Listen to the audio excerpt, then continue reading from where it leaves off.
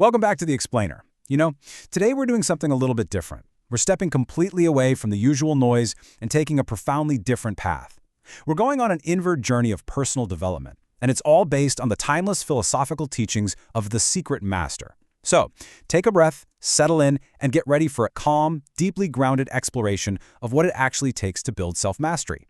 We're shifting our focus entirely away from what happens outside of us and looking closely at the incredibly rich, quiet world that exists right within. Want to kick things off today with a deeply introspective question. Really think about this for a second. Who are you when no one is watching? In an era where we practically broadcast our breakfast for validation and doom scroll just to feel a sense of connection, this concept can feel completely alien. But our focus today is on inner character, not external recognition. The teachings of the Secret Master suggest that your true self isn't the polished face you present to the crowd. It's the quiet, unseen integrity you hold when the doors are closed and the cameras are completely off. Making this journey requires a massive pivot. Seriously, it's like night and day.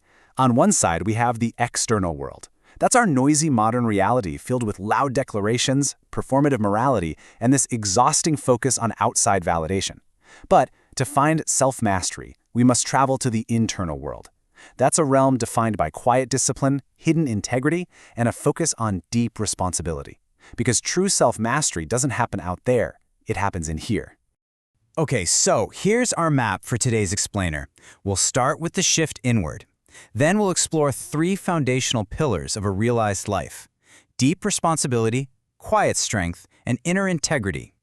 Finally, we'll wrap things up with a final reflection. All right, let's dive right into the shift inward, moving from external knowledge to internal character. This represents a major leap in our developmental journey, moving away from simply acquiring facts to focusing on the deeper work of internal architecture, because true mastery asks not what we know, but how we carry what we know. It is so incredibly easy to accumulate information, to memorize quotes and know all the right things to say, isn't it? But the teachings of the Secret Master remind us that understanding a truth isn't the finish line. True mastery isn't shown outwardly through an impressive vocabulary. It's proven inwardly by how that knowledge actually transforms your daily actions. And that brings us to Pillar 1, deep responsibility, the weight of internal obligation. As you travel further inward on this journey, you're going to realize a heavy truth. Knowledge brings obligation. Awareness demands action. Responsibility absolutely cannot be ignored. In this philosophy, you can't just learn a moral truth and then walk away as if nothing happened.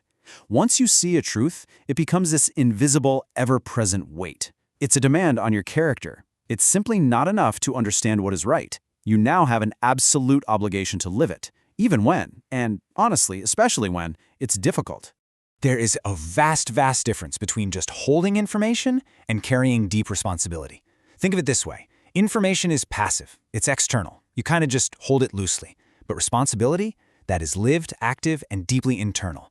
Having information means you can define the word honesty. Carrying responsibility means you actually tell the truth when it costs you something. The Secret Master operates entirely in that active, lived space. Which leads us to Pillar 2, quiet strength, the ultimate form of discipline and power. If the first pillar is our obligation, the second is exactly how we manage it.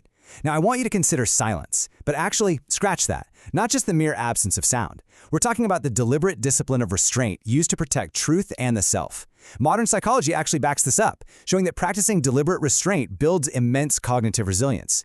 We live in a society that practically demands immediate reactions from us all the time, but wisdom often requires restraint. Not all truth should be spoken carelessly. Discretion honors what is sacred and protects your internal peace. Learning when not to speak is a massive, real game changer in self-mastery. Notice this progression, because this is where your discipline truly begins. Every single thing in our external world originates internally. It starts as a thought, which then shapes an intention, which drives an action, and finally creates an outcome. If you want to change the outcomes in your life, you cannot wait until the action phase to exert control. That's too late. True discipline starts at the very first thought. You have to consciously direct yourself, shaping the intention before it ever materializes. That unseen process, that is where your true power lies. Just let this sink in for a moment. Strength that does not need to be seen is often the strongest of all. We usually equate strength with visible dominance, loud arguments, or flexing our power for everyone else to witness. But true consistency and discipline the ability to hold your tongue, to act with integrity in the shadows, to govern your own mind without seeking a round of applause, that is true, unshakable power. And that brings us to Pillar 3, inner integrity, the ultimate test of character. This is where we tie our entire journey together and examine who we really are when the layers of performance are completely stripped away. Now, it's absolutely vital here to separate self-mastery from suppression. They are not the same thing. Self-mastery is the conscious direction of the self and your intentions. Suppression, on the other hand, is just forced, blind restriction over your impulses. Governing your emotions doesn't mean burying them until they explode. No way. It means feeling them, understanding them, and then consciously directing them so they perfectly align with your deepest principles. Emotional imprisonment is definitely not the goal here. Intentional navigation is. To navigate intentionally, the secret master has to act like a guardian.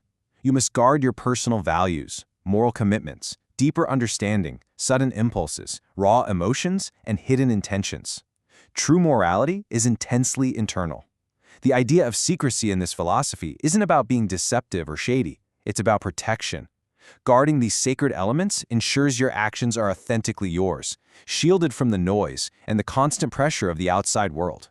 All right, we've arrived at the final reflection, applying these 3 pillars to your life. Philosophy is completely useless if it just stays as a neat idea in your head, right? It has to be lived. So, I'm going to leave you with this. Do you treat your knowledge as a responsibility or just information? When you learn something new about how to be a better human, does it actually change you, or does it just sit on a dusty shelf in your mind? I challenge you to step away from the noise today, practice deliberate silence, and really focus on the person you are when absolutely no one is watching. Because true mastery is not declared, it is lived. Thank you so much for joining me on this inward journey today, and I'll see you in our next explainer.